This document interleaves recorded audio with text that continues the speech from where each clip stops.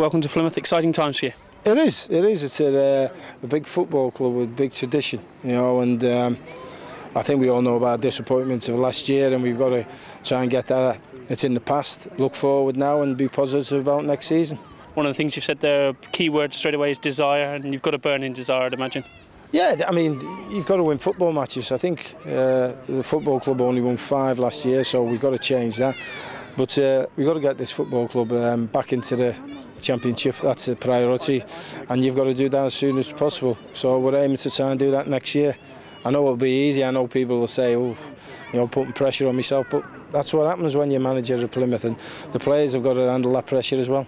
Far too often it's called like an outpost of English football and that, but nowadays with flying and things and that, it's easy to come to Plymouth and that and attract players, hopefully.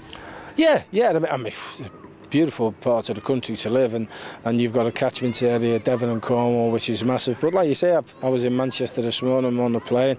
I'll be living around the area. Obviously, I'll be doing plenty of miles, looking at players and games. But yeah, it's a small world now, and it's a small country, so you can get anywhere.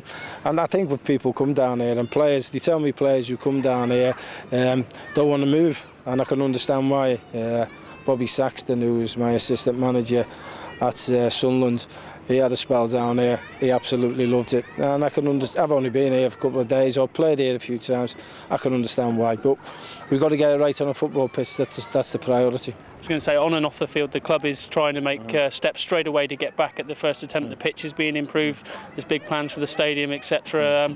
That must draw you in as well. Yeah, I mean, speaking to the board directors, Sir Reid and the other members of the board, very ambitious. I was delighted with them, and I'm ambitious as well. I have been successful in management. I haven't done it for a few years, so I want to do it here at Plymouth Argyle. I want to be successful here, and success means getting out of this league.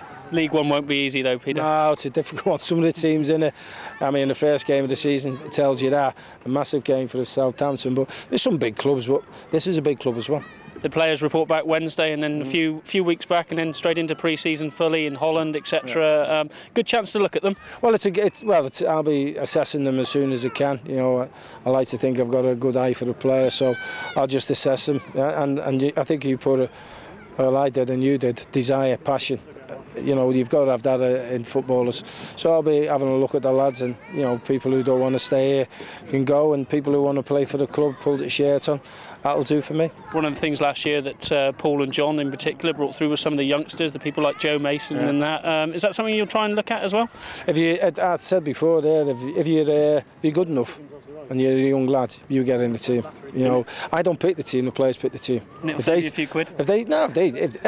I'm all for young players. If they show me they want to play for this club and they've got the ability, they'll get a chance to play. And finally, a sort of message to the fans now. You're Peter Reid, Plymouth Argyle manager. It's a fantastic opportunity for me. I think I know of the support, the Green Army.